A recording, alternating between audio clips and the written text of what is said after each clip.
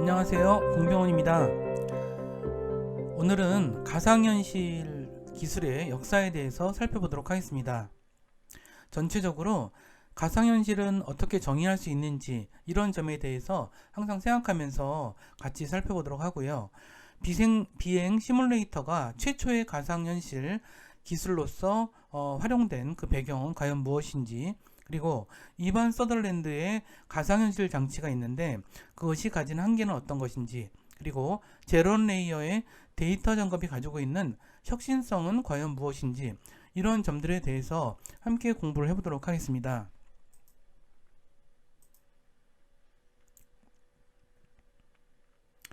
먼저 가상현실이 무엇인지에 대한 정의를 먼저 살펴보도록 하겠습니다.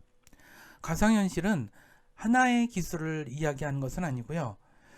현실에 존재하지 않는 가상의 공간을 체험하고 싶어하는 오랜 바람에서 시작되었지만, 가상현실은 인간이 할 수 있는 모든 활동이 가능한 방식으로 발전하고 있습니다. 현재 페이스북에서는 오큘러스 리프트를 통해서 페이스북 친구들과 가상현실을 통해서 영상과 자료를 보면서 서로 이야기를 나누는 기술을 개발하고 있는데, 이런 것 또한 중요한 가상현실의 한 사례로서 우리가 들 수 있습니다. 역사적으로는 이제 우리가 라이프위츠라고 하는 분이 17세기에 이야기한 얘기 중에서 마음의 공동체라는 표현이 있습니다. 뭐 그런 것에서부터 우리가 가상현실에 대한 조금 이렇게 추상적인 그런 생각의 기원을 살펴볼 수가 있습니다. 중요한 점은 사람들은 왜 현실에 존재하지 않는 가상의 현실에 완전히 몰입하여서 새로운 경험을 하고 싶어 하는가 하는 점에 있습니다. 가상현실은 현실 사회의 영화, 드라마, 연극, 소설 같은 예술과 콘텐츠만큼 중요한 경험을 만들어줄 수 있습니다. 우리가 처한 시간과 공간의 세계를 넘어 존재하지 않는 현실을 창조하고 있는 수준입니다. 가상현실에서는 HMD라는 단어를 많이 씁니다. 이것은 헤드 마운트 디스플레이어라고 해서 우리가 머리에 써서 눈을 완전히 가려서 그 안에서 가상현실을 볼 수 있는 그런 걸 이야기를 하죠. 우리가 만약 요즘에 나온 어떤 그런 기술인데, 드론을 통해서, 드론에 카메라가 있죠. 그 카메라를 우리가 이런 HMD를 쓴 상태에서 그 카메라를 마치 눈처럼 볼 수가 있습니다. 그렇다면 우리가 드론이 만약 파리의 에펠탑 위를 나르고 있다, 또는 로키 산맥 위에서 하늘을 나르고 있다면 우리가 에펠탑을 볼 수도 있고 술록의 로키 산맥의 술록 무리들을 볼 수가 있습니다. 마치 새가 날아다니면서 보는 것처럼요. 이 기술이 가능한 것은 인터넷 기술과 드론 기술과 이러한 가상현실의 HMD 기술이 합해서 이런 것들이 가능해진 거겠죠. 실제로 우리가 지금 군대에서는 미국에서 그런 사례들이 이제 뉴스를 통해서 나타나고 있는데, 실제로 존재하지 않는 전쟁에 이런 가상적인 상황을 설정해서 전투병들이 가상의 전장에서 경험을 하고 훈련을 하는 그런 부분들에 대한 뉴스를 본 적이 있습니다. 이와 같이 가상현실이라는 것은 두 가지로 나눌 수가 있습니다. 하나는 현실에 존재하지 않는 가상의 현실일 수도 있고요. 또는 현실에 존재할 수 있는 그런 가상의 현실일 수도 있습니다. 또한 재미있는 것은 여기서 우리가 파리 에펠탑이나 로키 산맥을 이야기한 것처럼 현재 거기에 있지 않지만 거기 있는 것처럼 우리가 이런 것들을 그런 것들을 우리가 두 가지를 다 가상현실이라고 이야기할 수 있다고 생각하시면 될 것 같습니다. 그렇다면 우리가 가상현실이란 무엇인가에서 이런 생각을 좀 할 수가 있습니다. 그러면 가상현실은 가상의 현실에 존재하지 않거나 또는 그 위치에 존재하지 않지만 우리가 실제 현실처럼 느끼기 때문에 가상현실이 흥미롭고 재미있는 것이죠. 그러려면 가상현실 기술에서의 되게 중요한 과제가 있습니다. 그것은 뭐냐면 인간이 감각을 가지고 있죠. 대체로 5개의 감각을 가지고 있다라고 얘기를 하는데, 시각, 청각, 후각, 미각, 촉각, 이것이 인간이 가지고 있는 5가지 감각이라고 얘기를 하는데, 이러한 감각을 충족시켜 줘야만 가상현실이 실제로 우리가 현실처럼, 그러니까 가상의 현실을 현실처럼 느끼게 할 수 있다는 것이죠. 자, 우리가 중세의 가상현실 공간 한번 생각해 볼까요? 요즘에 MMORPG 게임을 보면은 중세를 배경으로 한 그런 게임이 굉장히 많아요. 그런데 아직은 MMORPG 게임이 전체적으로 가상현실과 결합은 충분히 되어 있지는 않긴 해요. 근데 하지만 이러한 가상현실 기술과 결합이 된다면 어떠한 일이 벌어질지 한번 예상을 해볼 수가 있습니다. 우리가 HMD를 썼을 때 시각적 실감을 나타내기 위해서는 먼저 폐허가 된 왕국의 풍경 사진과 중세 시장이 펼쳐져야겠죠. 기사와 길드 장인, 엘프, 마법사, 몬스터 캐릭터들이 거리를 오가고 있고, 그러한 가상의 소품들은 소품들은 가상현실 공간에 놓여져 있을 수가 있습니다. 중세 시장에는 음식 냄새도 날 수가 있겠고요. 병장기를 수선하는 요란한 소리라든가 상인들이 호객하는 소리도 현장처럼 들을 수 있게 할 것입니다. 만약 이것이 가능하다면, 이것이 구현이 된다면 중세 가상현실에 참여한 사용자들은 공간을 자유롭게 이동하면서 장터를 구경할 수가 있습니다. 센서를 이용하여서 음식 맛을 볼 수도 있고요. 물론 이것은 디지털 기술을 활용해서 가상적인 그런 맛을 볼 수 있는 그런 형태가 되겠죠. 그리고 인공지능을 만약 적용을 시킨다면 상인 캐릭터와 여러 가지 대화를 나눌 수도 있을 것입니다. 따라서 가상현실에서는 이런 HMD를 얘기하는 헤드셋과 장갑은 실제로 촉각을 느낄 수 있게 하죠. 의복도 있습니다. 의복도 우리가 의복을 입었을 때 의복을 통해서 그 중세 가상현실에 대한 느낌을 얻을 수 있게 하는 거겠죠. 여기서의 사용자는 엘프 아바타로서 로그인한다거나 이러저러한 방식을 통해서 그 세계에 마치 들어간 것처럼 구현을 할 것입니다. 제가 이제 그 가상현실 기술에 대해서 다음 시간에 이어서 계속 설명을 좀 드릴 텐데, 이 가상현실 기술은 그럼에도 불구하고 아직은 몇 가지 기술적인 한계들을 가지고 있습니다. 근데 그 기술적 한계라는 것이 대부분 그 사람의 5가지 감각을 충분히 감각할 수 없게 한다라고 하는 그러한 부족한 점에 있다고 생각하시면 될 것 같아요. 그렇다면 우리가 그동안 가상현실에 대한 기술은 4차 산업혁명 환경에서 급격하게 우리가 빠르게 발전하고 있지만, 가상현실 기술은 굉장히 오래전부터 구상이 되어 왔습니다. 첫 번째, 우리가 눈에 띄는 가상현실의 역사에서 우리가 처음 언급할 만한 그런 부분은 뭐냐면, 선구자로서 에드원 엘버트 링크라는 사람을 들 수가 있습니다. 그의 가상현실 기술은 1934년에 미국 공군과 항공산업에 개발했던 비행 시뮬레이터에서 처음 활용되었습니다. 비행 시뮬레이터라고 하는 것은 비행기와 우주선의 조종사나 승무원들의 훈련을 위해서 실제와 비슷한 비행 환경을 만들어 놓은 전자기기 장치입니다. 한번 생각을 해보세요. 우리가 비행기를 연습할 때 이러한 가상 시뮬레이션 장치가 없다면 실제로 우리가 연습할 수 있는 방법이 없거든요. 실제 비행기를 타보는 수밖에 없겠죠. 근데 충분히 그런 그 비행기 조종술을 배우지 않은 상태에서 비행기를 탔을 때 굉장히 위험하겠죠. 가리키는 사람이나 배우는 사람이나 정말 목숨을 걸고 해야 될 수도 있는 상황이겠죠.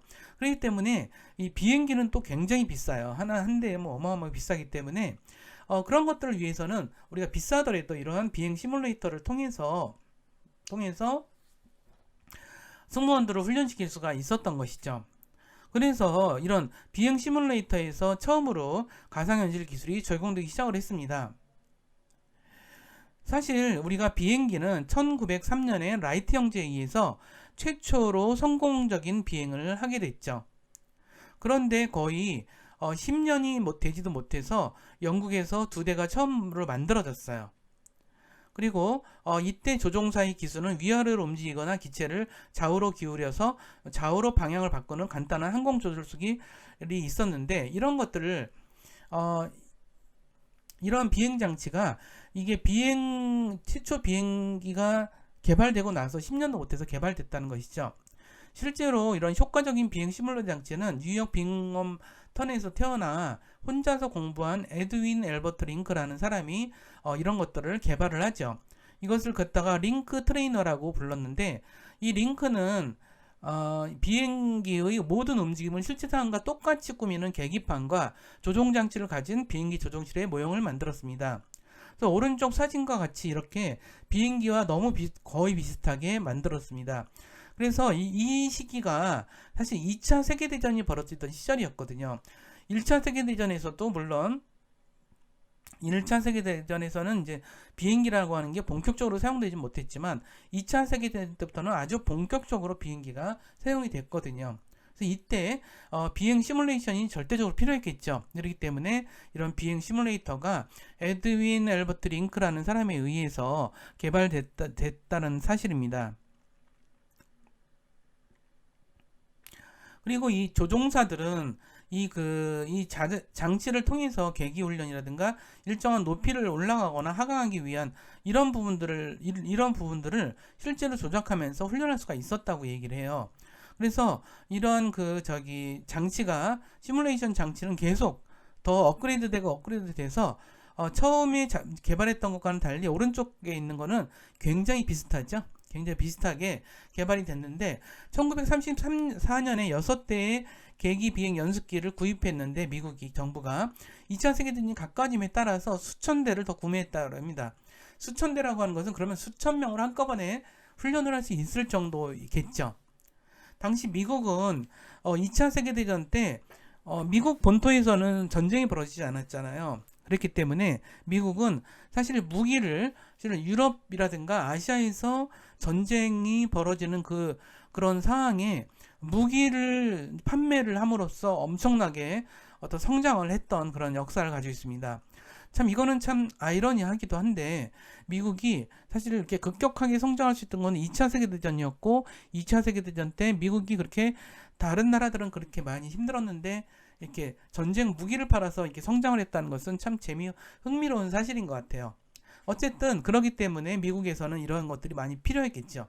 계기 비행 연습기라고 하는 것이. 근데 우리가 여기서 되게 중요하게 생각해야 될 것은 이런 점인 것 같아요. 우리가 이러한 가상 비행, 계기 비행 연습기, 가상의 계기 비행 연습기의 그 원리가 실제로 가상현실이라는 거죠. 실제로 비행하지 않지만 비행하는 것과 거의 유사한 환경을 제공함으로써 그걸 통해서 교육적인 자료로 사용했다는 점들이 우리가 두고두고 되게 중요하게 생각해야 될 부분이 아닌가 싶습니다. 또 한 사람의 가상기술의 선구자로서 에드윈 랜드라는 사람을 들 수가 있을 것 같아요. 여러분 폴라로이드 카메라 기억하세요? 폴라로이드 카메라를 처음 개발한 사람이 이 사람입니다. 폴라로이드 카메라는 우리가 즉석에서 사진을 찍어서 즉석에서 현장할 수 있는 그런 기술로서 되게 아직도 카메라 기술이 굉장히 발달한 지금도 굉장히 많이 사용되고 있죠. 근데 이것을 개발한 이 사람이 만들어낸 것 자체가 3D를 볼 수 있는 안경이었어요. 그래서 요즘도 사실 우리가 이전 3D 영화, 3D로 제작한 영화를 볼 때 저런 안경을 쓰고서 봤던 기억이 나실 거예요. 그쵸? 2차, 두 차례의 세계대전 이후에 사실 이제 비약적으로 발전한 기술 분야가 되게 여러 가지가 있어요. 아까 말씀드렸듯이 우리 비행 시뮬레이터 이런 것들을 통해서도 가상현실 기술이 굉장히 많이 발달했지만 이 시기에 또 발달한 것 중에 하나가 영화였어요. 그러니까 50년대까지는 전 세계적으로 텔레비전이 그렇게 많이 보급되진 않았죠. 당시에는 오히려 텔레비전과 비슷하게 개발된 것이 라디오였는데 라디오는 저렴한 그런 미디어였기 때문에 많이 보급이 됐었죠. 근데 그것과 달리 영화 기술이 굉장히 발달을 해요. 영화라고 하는 것은 단순히 우리가 보고 즐기는 이런 것뿐 아니라 그러니까 텔레비전이 충분하게 보급되고 발달되기 전에는 영화라는 것이 사실은 사람들한테 어떤 정치적인 어떤 교육을 하거나 뉴스를 알리거나 또는 이데올로기를 어떤 설명하고 사람들한테 전달하는 데서 영화가 굉장히 많이 쓰였거든요. 그래서 2차 세계대전이라는 그런 전란을 겪으면서 영화도 굉장히 많이 발달했다는 것이죠. 이때 컬러 영화가 이제 개발이 되는데 이 사람이 그것을 컬러 영화를 개발하는 데 참여했다는 뜻입니다. 그리고 이때 이 작업을 통해서 평광물질이라는 걸 통해서 우리가 폴라로이드 필름을 이 사람이 개발해 낸 것이죠.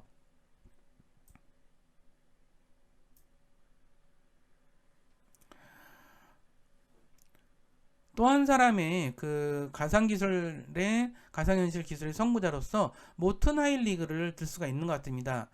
1957년에 모튼 하일리그는 가상현실 디바이스의 원형이라고 할 수 있는 센소라마 시뮬레이터라는 걸 개발했습니다. 그는 여기 사진에서 보는 바와 같이 이런 시청자가 화면에 끌어들일 수 있게끔 오감을 강화하는 그런 체험극장 모델을 구상해서 이런 장치를 만들었습니다. 그래서 이런 촬영은 어떻게 했을까요? 이런 촬영은 이렇게 앞면, 그 다음 옆면 이런 것들을 여러 개의 카메라를 결합한 그런 카메라를 통해서 촬영을 했다는 것이죠. 이를 통해서 시청자는 여기 들어갔을 때 이러한 그 양쪽 면, 오른쪽, 왼쪽, 앞면을 통째로 봄으로써 입체적인 느낌을 들여서 우리가 그냥 단순히 영화를 보는 것보다는 훨씬 더 현실 같은 그런 느낌이 나게 했다는 것이죠. 그리고 실제로 촉감이 느끼게끔 바람을 쏘기도 하고 뭐 그런 것들이 가능하게 했고, 그 다음에 심지어는 냄새까지도 날 수 있게 했다라는 것이죠. 그래서 이러한 부분들이 물론 이것이 당시로서는 되게 엄청 놀라운 어떤 뉴스였겠죠. 그리고 지금 생각하면 굉장히 좀 수준이 떨어지는 것일지 모르겠지만 당시 이런 것들을 했다는 것은 굉장히 놀란 것이었고, 자, 우리가 선구자라고 하는 것을 얘기를 할 때, 선구자라고 이야기할 때는 사실 그걸 통해서 완벽하게 기술을 구현했을 때 선구자라고 하지 않죠. 그러니까 미래에서도 정말 적극적이고 활발하게 사용할 만한 기술들을 되게 맹아적으로 또는 초보적으로 개발만 하더라도 우리는 어떻게 보면 선구자라고 볼 수도 있겠죠. 근데 그런 것들이 볼 수가 있기 때문에 당시에 이 그 센소라마 시뮬레이터는 굉장히 인기를 끌어서 심지어는 이 센소라마 시뮬레이터로 영화도 찍어서 상영하기도 했다라고 합니다.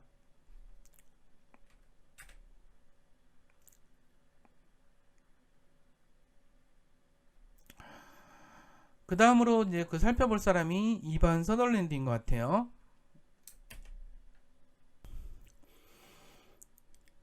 이반 서덜랜드는 1965년에 유타 대학교에서 투구형 3차원 디스플레이에 관한 논문에서 가상현실을 궁극의 디스플레이라고 발표한 바 있습니다. 여기 디스플레이라고 하는 것은 우리가 이렇게 표현 뭐 이런 뜻인데, 디스플레이어 그러면 우리가 어떤 걸 얘기하죠? 그러니까 모니터나 뭐 스마트폰에 있는 뭐 이렇게 스크린 또는 이제 뭐 아니면 이제 뭐 다른 스마트 TV에 있는 모니터 이런 것들 다 디스플레이라고 설명을 하거든요. 디스플레이 뭐 이런 식으로 하는데, 그는 가상현실 자체를 궁극의 디스플레이라고 얘기할 정도로 이게 가장 미래의 가장 주된 디스플레이로서 될 거다 이렇게 생각을 했던 부분이고, 그래서 이분을 되게 가상현실 쪽에서는 이론적 또는 과학자로서는 거의 선구자처럼 생각을 하고 있다고 생각하시면 될 것 같아요. 그래서 여기서 했던 것들이 뭐냐면 다모클레스의 검이라고 이름 붙인 그러한 적인데, 오른쪽 그림에서 보다시피 저렇게 천장에 달아놔서 사람의 눈에 저렇게 씌워두고 있었던 것이죠. 이건 이제 센소라마 시뮬레이터는 좀 컸죠. 이제 이렇게 커서 사람이 앉아서 이렇게 뭐 책상처럼 들여보는 구조였다면, 이것은 천장이기 때문에 좀 작긴 했어요. 작긴 했지만 당시로서는 각도가 좁고 반응 속도가 느려서 가상현실에 대해서 몰입감을 주기가 좀 부족했어요. 그래서 어쨌든 그렇지만 이러한 형태 HMD 헤드 마운트 디스플레이어 같은 이런 방식들이 그러니까 원형적으로 처음 나온 거다 이렇게 생각하시면 될 것 같아요. 그 다음에 이제 스케치패드라는 것을 발명하기도 해서 당시에 키보드를 사용하던 거에 비해서 좀 이렇게 직관적인 그래픽으로 할 수 있게끔 한 그런 프로그램 장치도 이때 개발이 됐다고 보시면 될 것 같아요. 그래서 사실 이러한 기술의 발달이라고 하는 것은 컴퓨터 기술하고 같이 나가는 거거든요. 사실 이제 60년대라고 하는 것은 그동안의 서버 컴퓨터 중심의 체계에서 이런 개인용 컴퓨터가 이때 막 이제 개발이 되던 시기와 되게 중첩이 돼 있어요. 그래서 이 당시에는 이런 개인용 애플이라든가 IBM 쪽에서 개인용 컴퓨터가 막 개발이 되던 시기이기도 했죠. 이런 식으로 컴퓨터가 급격하게 발달하고 있던 상황과 상당히 맞물려 있다고 생각하시면 될 것 같습니다.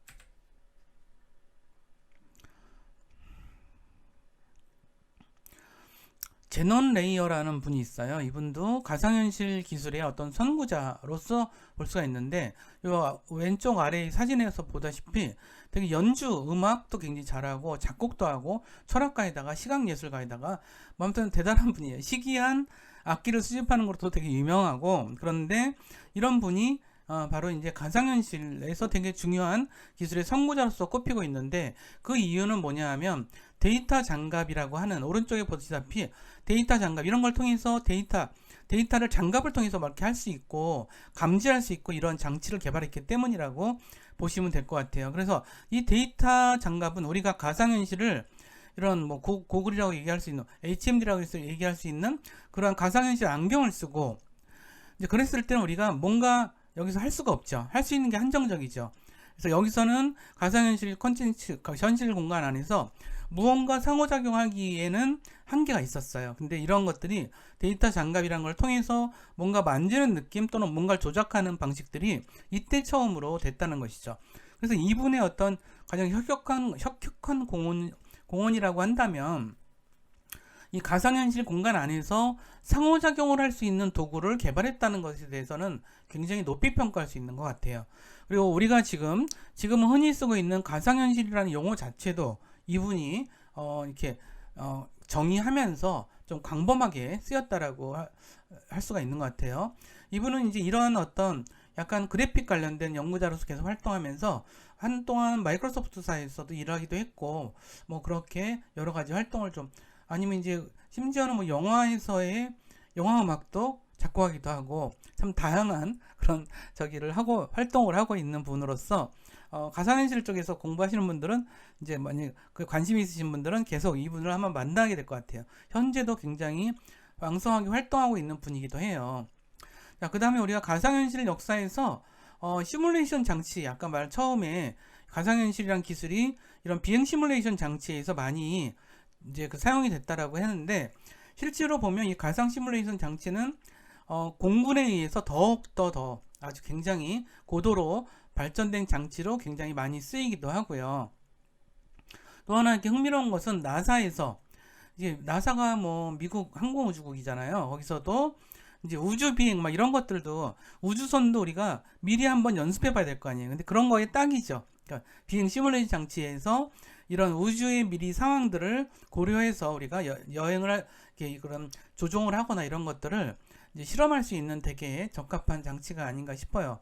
그래서 이것이 뭐 1980년대에 그런 것들이 좀, 제가 이제 그 시절에 그 사진들을 좀 구해 와 봤어요. 그리고 지금도 굉장히 많이 쓰고, 이것은 뭐 비행 장치, 지금 이제 예를 들어서 비행기도 기술이 굉장히 빨리 발달하잖아요. 우리가 우주선 개발하듯이 비행기도 새로운 비행기가 많이 나오면 그거에 맞게끔 비행 조종 장치도 새롭게 이제 개발이 돼서 이제 그 시뮬레이션 장치도 새로 개발이 돼야 되겠죠. 그리고 실제로 보면은 이제 제가 영상이나 이런 데를 보면은 이런 비행기 안에서 조종사가 할 때 밖에 보이는, 창밖으로 보이는 장면이 실제와 거의 비슷하게 만들어 놓는다는 거예요. 그래서 이 사람이 조종을 함에 따라서 나타나는 현실도 그대로 한다는 거죠. 근데 이것이 또 요즘에는 이런 프로그램들을 굉장히 좋아하는 사람이 있어요. 그것은 마이크로소프트사의 빌 게이츠가 이거를 굉장히 또 좋아해서 그 비행 시뮬레이션 이때 훈련에서 쓰는 것들이 사실 게임으로도 개발이 되기 시작을 했거든요. 근데 그거를, 그 회사를 빌 게이츠는 얼마나 좋은지 그걸 다 인수를 해버려요. 그 회사를 인수해서 지금 비행 시뮬레이터 게임은 또 이제 그 마이크로소프트사에서 계속 하고 있죠. 재미있는 그 사실인 것 같아요. 이제 게임이라고 하는 것 또는 이런 좀 실무적인 그런 것들도 이런 조종이라든가 이런 거에서도 활용이 된다는 것은 되게 재미난 사실인 것 같아요. 근데 이제 군인들이, 군사요원들이 군사적 목적으로도 가상현실은 많이 활용이 되고 있다고 얘기를 해요. 실제로 이제 그 사진에서 보는 거, 왼쪽 사진은 탱크, 그러니까 탱크를 몰고 조종하고 전투하고 이런 것들을 이렇게 할 수 있는, 실제와 똑같이 할 수 있도록 이렇게 할 수 있게끔 이런 근데 이건 심넷이라고 그러더라고요. 그래서 심넷은 1991년에 페르시만 전쟁 때 미국이 실제 상황을 대비해서 훈련하는 데도 썼다는 거죠. 이거는 실제로 이제 전투를 할 지형과 이런 걸 똑같이 둬서 사람들이 연습을 할 수 있게 한 거죠. 이 가상현실이 좀 전투나 이런 거에도 참 많이 쓰인다는 건 재미있는 것 같아요. 그 다음에 또 하나가 오른쪽에 있는 거 사진이 이제 이런 가상의 현실 공간 안에서 이제 전투 훈련을 하는 거죠. 이제 전투원들이 이런 건데, 이것은 심지어는 이들이 서로 네트워킹 돼 있기 때문에 서로 간에 협업을 해서 작전을 수행하거나 이런 거에서도 된다는 거예요. 그래서 어떤 특별한 전투 훈련 이런 거에서도 굉장히 자주 이런 것들이 이제 사용이 된다, 이런 점들을 좀 알아두실 필요가 있는 것 같아요. 자, 그래서 그러면 가상현실에 대해서 좀 마무리하는 얘기를 좀 해보도록 할게요. 다시 한번 마무리하자면, 중요한 것은 사람들은 왜 가상현실에 완전히 몰입해서 새로운 경험을 하는가, 이것이 되게 중요한 것 같아요. 저는 이것은 기술만으로는 볼 수 없는 부분이 있어요. 사람은 가상적인 걸 원하는 게 있어요. 우리가 영화, 드라마 이런 것들을, 게임을 좋아하는 이유는 우리가 현실에 존재하지 않는 어떤 가상의 것들을 체험하고 싶은 근본적인 욕구가 있지 않나, 이런 생각이 들어요. 그런데 가장 중요한 어려움은 뭐냐면, 가상현실은 현실이 아니잖아요. 근데 현실처럼 느끼게 하는 게 중요하죠. 그래서 이걸 위해서 시각, 청각, 후각, 미각, 촉각이라는 5개의 감각을 하게 해준, 충족시켜야 한다는 것이에요. 그리고 지금 현대의 기술은 오감을 충족시키는 기술이 많이 준비가 되고 있어요. 그리고 더욱더 실감나게, 심지어는 지금 이제 가상현실을 많이 연구하는 사람들은 현재보다 더 현실적인 것 같은 느낌? 거기까지도 갈 수 있다라고 보고 있는 것 같아요. 그래서 오늘은 전체적으로 가상현실 기술이 어떤 과정을 통해서 발달해 왔는지를 좀 살펴봤고요. 다음 시간에 또 이어서 가상현실에 대해서 공부를 해보도록 하겠습니다. 여기까지 잘 따라해주셔서 감사드립니다. 그럼 다음 시간에 또 뵙겠습니다.